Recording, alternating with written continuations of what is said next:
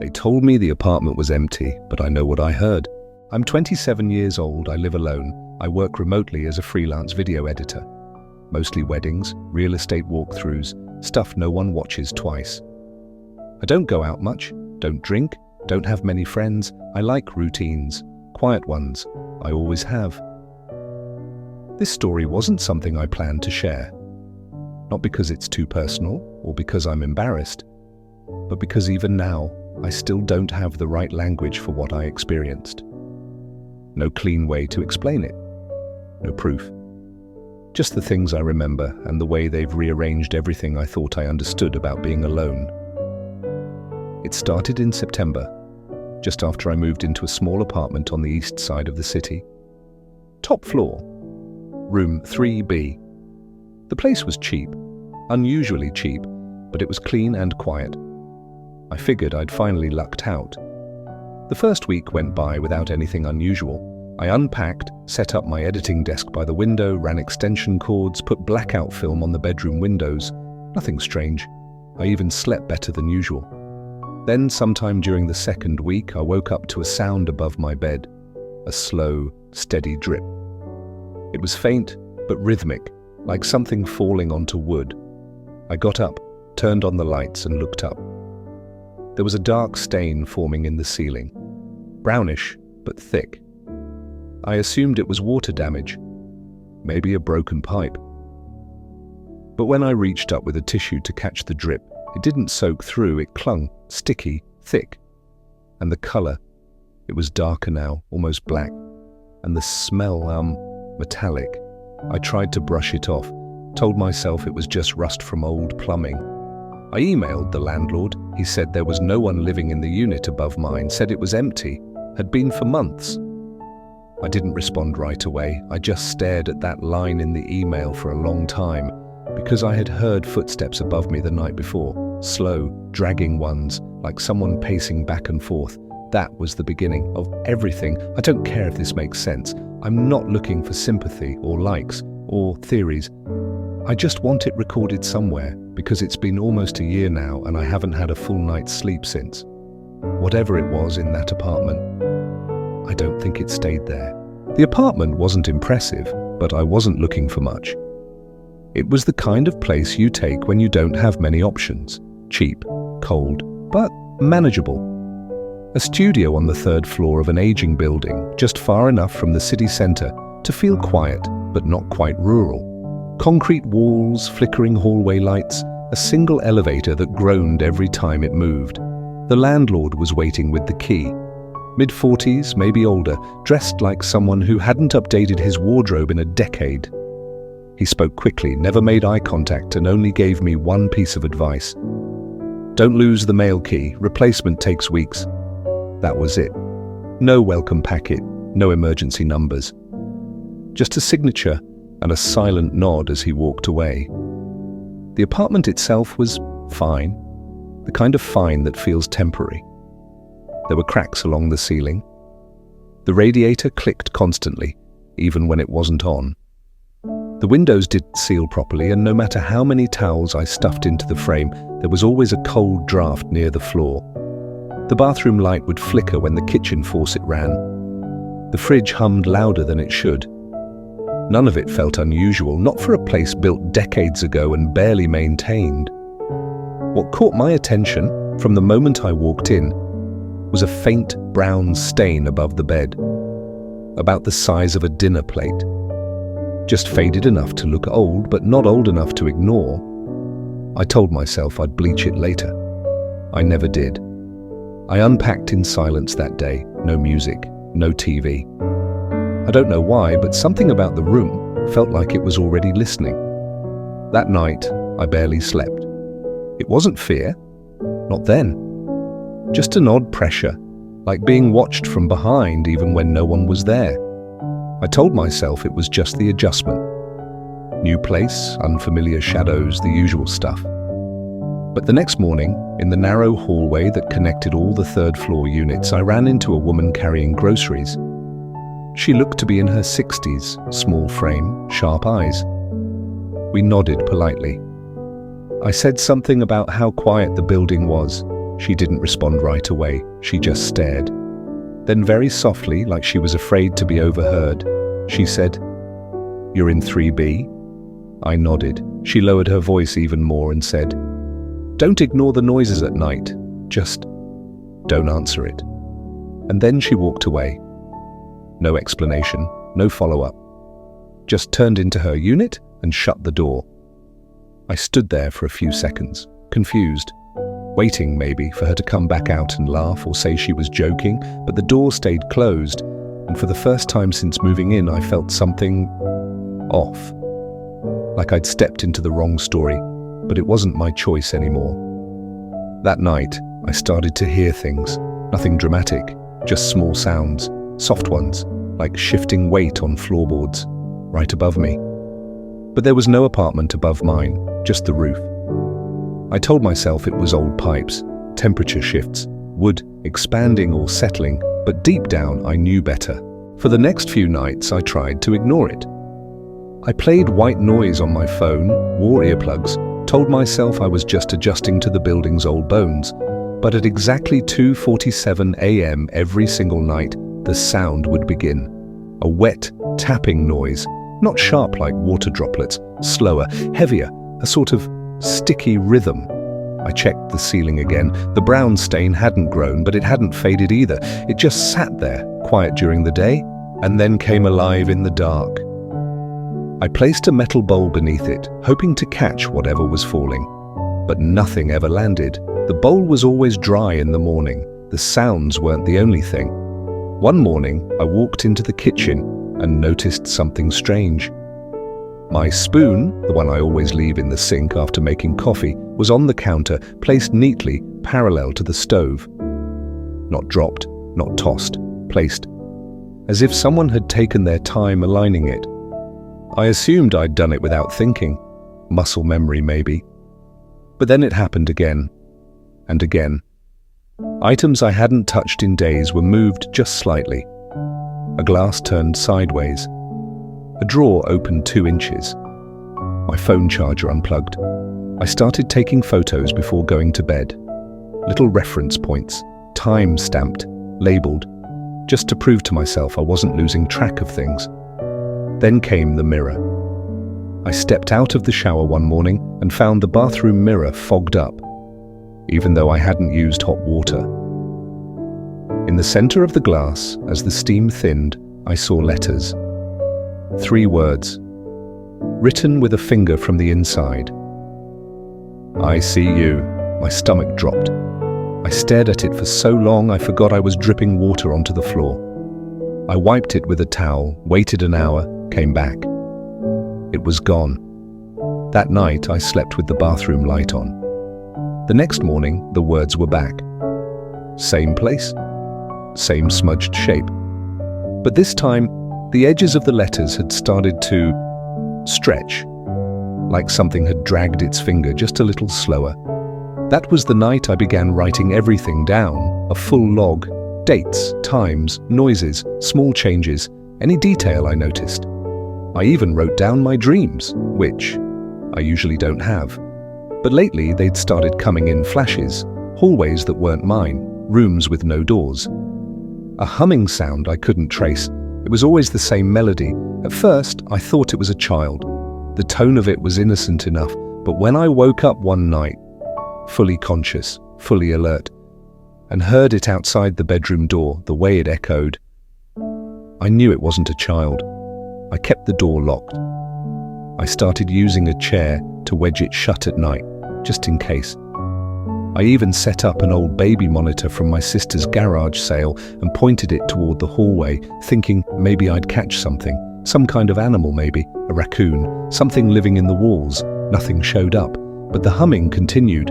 By the 3rd week I'd stopped sleeping more than 2 hours at a time. I was exhausted, dizzy, barely functioning.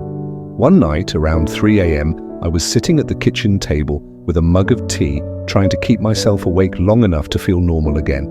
I stared into nothing for a long time, and then the chair across from me moved just a couple of inches, quietly, like someone sitting down without meaning to be noticed.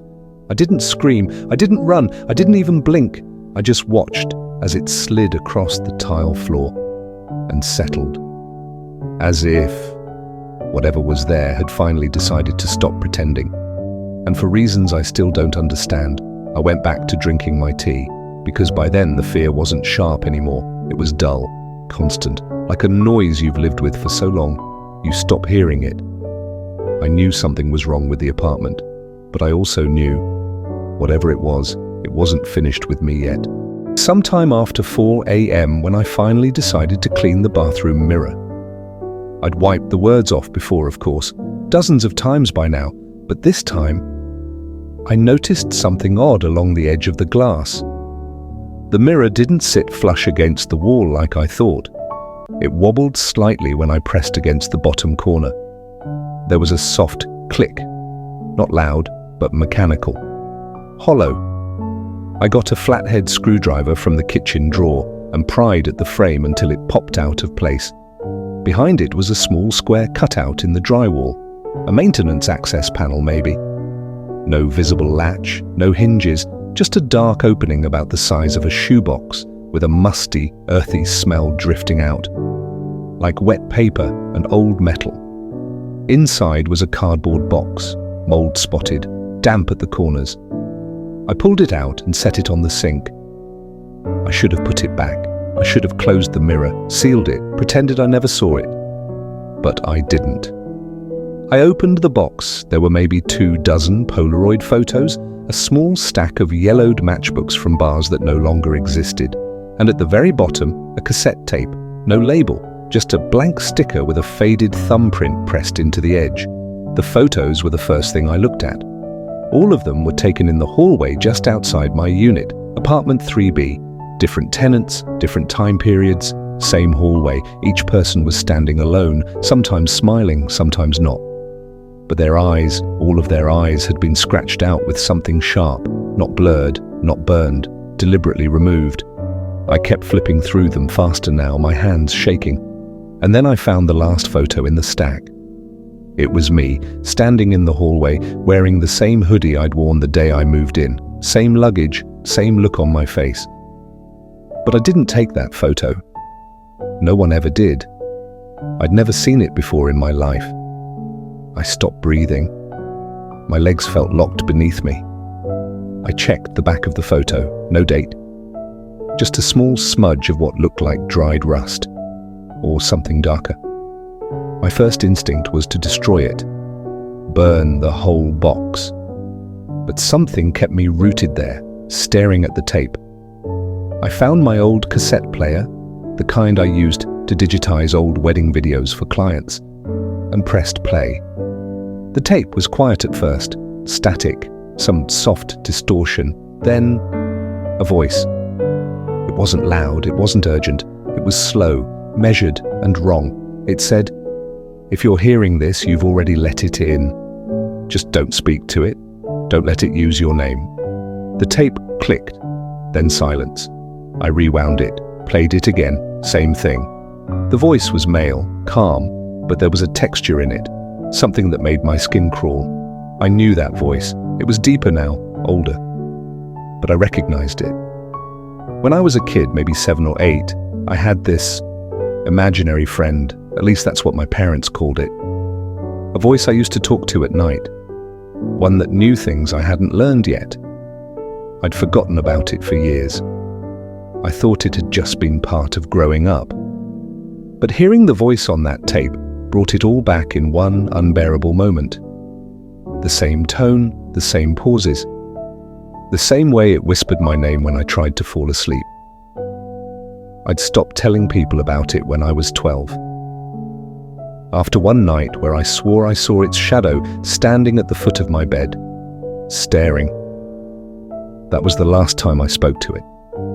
The last time it said my name. Until now. I didn't sleep that night. I just sat on the floor next to the bathroom door, holding that tape in my hands and staring at the photo of myself, the one no one should have taken. The air in the room felt heavy, still, like something was waiting for me to say its name again. I think the body learns to recognize patterns before the mind does, Something in the air shifts, pressure changes, sounds stop before anything begins. That night was no different. I had fallen asleep without meaning to, sitting upright on the couch, blanket half over me, the box of photos still on the coffee table. The tape recorder was beside me, rewound but untouched. At 5:10 a.m., I opened my eyes. There was no sound at first, just that thick, empty silence that tells you you're no longer alone. Then I heard it. My name. Not shouted, not even spoken, whispered. Slow and warm, like someone's lips were pressed, just above the drywall. It came from inside the wall behind my head. Then again, a little louder, same voice from the tape, the one from my childhood. I stood up, slowly. I didn't breathe, my ears strained against the quiet, trying to catch the next whisper, but what came instead was a drip, a thick, wet sound like something heavy falling onto linoleum. I turned toward the bedroom. The brown stain on the ceiling had grown. It now spread across nearly the entire ceiling directly above the bed, and from the center of it, something was leaking, thick, black, viscous. It pooled slowly onto the sheets, trailing down in uneven strands. The smell was sharp, like burnt wires and iron. I raised my phone, switched it to video mode, zoomed in on the ceiling. The drip had slowed, but on the screen, it wasn't just dripping, there was movement. A bulge formed beneath the plaster, soft and trembling, like pressure building under skin. Then, it pushed. A shape, round and glistening, pressed forward from inside the ceiling. I couldn't make out the details at first, but it was a face, just the front of it. Nose, lips, eyes shut tight, pushing forward like it was trapped inside the drywall, suffocating, straining to break through. I blinked, and the shape vanished. The ceiling looked normal again, except for the stain which was now seeping down the wall in long, greasy trails. I looked back at the phone screen. The face was still there, frozen in the frame, pressed against the surface like it was looking back at me. And then the lights went out. All at once, every bulb, every outlet. The apartment dropped into total darkness. My phone flashlight refused to turn on. I tried the switch. Nothing. The heater cut out. Even the refrigerator went dead. Then for a few seconds, there was nothing. No humming, no dripping, no whispers. Just me in the dark, standing barefoot in a room that suddenly felt colder than the outside air. And then came the knock. Not at the front door, not at the windows. It came from the bathroom, from the mirror. 3 slow knocks, measured, hollow, as if something was tapping from the other side of the glass. Not to be let in, but to be acknowledged. I couldn't move, couldn't speak. I felt pressure build in my ears, like the silence itself was pressing inward. The knocks came again, this time softer, almost curious. I reached for my phone again. A final attempt to use the camera, to make sense of what was happening, but the moment I lifted it toward the bathroom door, the screen glitched.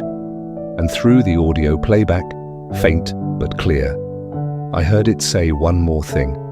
This time, right behind me, in a breath so close it could have been inside my head. I remember your name now. The door to the bathroom creaked open, but I didn't open it. I left the apartment that night. I didn't pack. I didn't turn off the lights. Not that they were working anyway. I just grabbed my phone, my wallet, and the clothes I was wearing. I drove until my gas tank was nearly empty. Checked into the first hotel I could find off the highway, a cheap, beige room with buzzing light fixtures and a bed that smelled faintly of detergent and dust. And for the first time in weeks, I felt alone, not safe, but alone. I left my phone plugged in on the nightstand. I showered with the door open. I left the TV on just for the sound. There was no stain on the ceiling, no mirror fogging up, no chairs moving across the floor, just quiet. For a few days I stayed there. I didn't tell anyone where I went. I kept the blinds closed. I disconnected the Bluetooth on all my devices. I left the tape recorder and the box of photos behind. I told myself it was over. And then, 3 nights after I left, I heard it again. 2:47 a.m. a soft, wet tapping. Not from the ceiling this time, from the inside of the hotel dresser drawer. It was rhythmic, faint, just like before. I held my breath, sat upright in bed, and listened as it tapped 5 times. Then stopped. Nothing more. I didn't check the drawer. The next morning, I dismissed it. Said it was the pipes, vibration from the HVAC, a draft. Anything that would keep the story contained to the apartment I'd already left behind. But that same day, while deleting old files on my phone to free up space, I noticed a video I didn't recognize. It was short, 19 seconds, time-stamped, exactly 2:47 a.m., the night I checked into the hotel. The thumbnail showed my bed. I pressed play. The video started in darkness, but the outline of the hotel room slowly came into view. My body was there, in the bed, asleep. But the camera angle was wrong. It wasn't on the nightstand, it wasn't propped up anywhere I would have left it. It was hovering above me, as if someone or something was filming me from the ceiling, looking straight down. At the 11-second mark, I saw movement. A figure entered the frame, shoulders first, then a head. The shape was blurry, shadowed. It leaned in slowly over my sleeping body, and then I saw the face. It was mine, standing over myself, eyes open, no expression, just staring. The mouth twitched once, then the camera shook, and the video cut to black. I didn't remember getting out of bed. I didn't remember filming anything. I don't sleepwalk. I never have. But there it was. I haven't opened the video again. I haven't shown it to anyone. I keep it on my phone because deleting it feels like pretending it never happened. And I know now, it's not the apartment that's the problem. I don't think the apartment was haunted. I think I was. I've moved 3 times since then. Different cities, changed numbers, new devices. But every few weeks, another video appears. Always time-stamped 2:47 a.m., always the same face. And every time I watch one, he's standing a little closer. If you made it this far, you're already part of this now. Maybe you've heard noises too. Maybe something's been watching you while you sleep. Tell me in the comments, what would you do if the face looking back at you was your own? And if you want more stories like this, like the video, subscribe. Just be careful what you invite in.